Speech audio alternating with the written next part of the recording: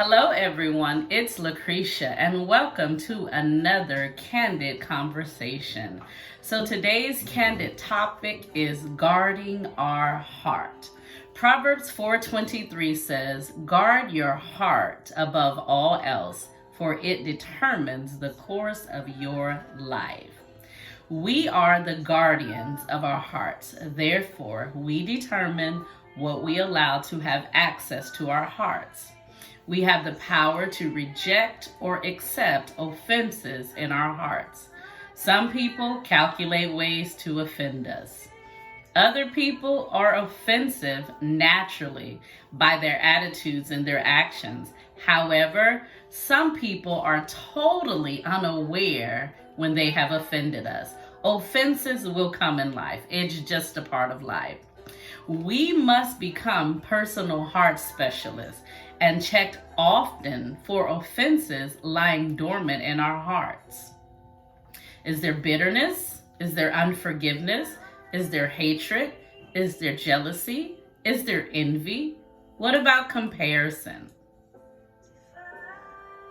Once offenses are discovered, we have to take the necessary steps to rid the heart of contamination. We must release the offenses and the offender, even if we have to do this multiple times in order to keep our hearts flowing freely and purely. Cluttered hearts cause heart attacks, both spiritually and naturally. They stop the flow of life. Offenses will come, but we are responsible for whether we allow natural and spiritual offenses to clutter the chambers of our hearts. Cluttered hearts cause cluttered lives. And I was thinking in terms of a gardener. When a gardener has a garden and weeds begin to grow in the garden, well, it is the responsibility of the gardener to go remove the weeds from the garden. Even if the gardener says, "I didn't plant the weeds and it's not my responsibility," well, if the gardener does not remove the weeds from the garden, then it's going to impact the crop in the garden or the flowers in the garden. So whether we want to deal with the things that are in our hearts or not, it is truly our responsibility. So in order to live freely, then we have to daily guard our hearts. It's essential for the health and wholeness of our hearts. So we have to be the guardian of our hearts. And that doesn't mean that we imprison our hearts and say, "I'm never going to allow anything or anyone in again."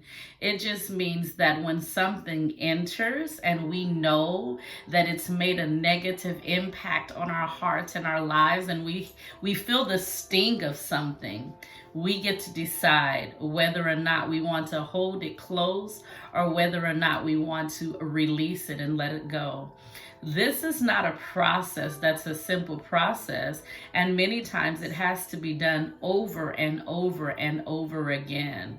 And I'm so thankful for the Word of God that admonishes us to guard our hearts, because all of the issues that we have in life, it flows from the depths of our hearts. So this is Lucretia. Thank you once again for tuning in to another Candid Conversation.